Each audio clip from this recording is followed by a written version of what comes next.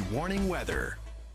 All right, well, sometimes the haze, it can produce a beautiful sunset like it did at Columbia Lake. You can see this photo taken by Glenn Keegan. We also have another hazy sunset view in Milford. Thank you, Bob and Izzy, for sending this in. You get that haze, it becomes so thick you can actually look at the sun sometimes without it hurting your eyes. So the smoky conditions continue out there. You can see some of the worst air quality for everyone is where you see the red. Now for sensitive groups, it's where the orange is located. So we still have some of that that's going to be around tomorrow. So the air quality alert continues until tomorrow night. Even seeing a little bit of patchy fog developing out there. Again, visibility not too bad, 3 to 6 miles, but again, it could decrease as we head into tomorrow morning. Let's take a look at the day ahead. We start off in the 60s.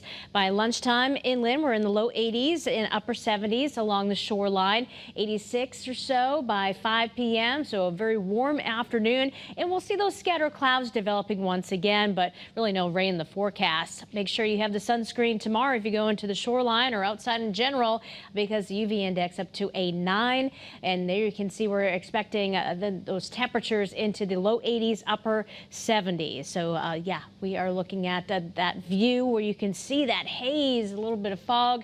This is live in New Britain. Now tomorrow they do have the Bees playing. 81 at first pitch, 73 at the 9th inning. Again, no rain expected tomorrow. Again, that game is live on the wax. Fireworks forecast. So I picked a few of them for you. Bristol, if you're going to that display, again, will be in the upper 70s generally, and a few scattered clouds. As we take a look at the fireworks forecast, very similar, around 74 degrees in Middletown. Scattered clouds, no rain, no Mother Nature's fireworks. And for New Milford, we're anticipating those temperatures to be in the 70s during the evening hours. Futurecast, again, we start off tomorrow morning. We're seeing quiet weather. As we get into tomorrow evening, that's when the thunderstorms start developing across the northwestern part of New England. But then as we get into Sunday morning, there's about 8 o'clock in the morning. We do have some showers to contend with, and then kind of scattered activity as we go through the afternoon and evening hours. So, most displays will be fine, but there could be some impacts.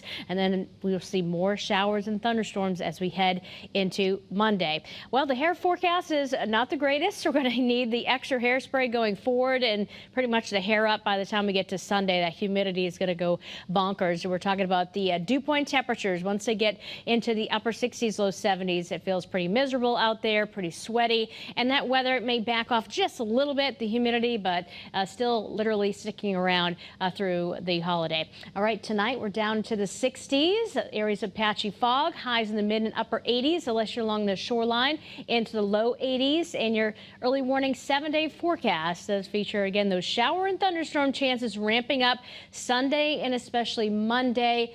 Keep a watch on the WFSB weather app for any lightning alerts. Keep up with the radar trends. You see the sky getting dark. And then as we get into Tuesday for the 4th, the rain chance is still there, but it's not as high.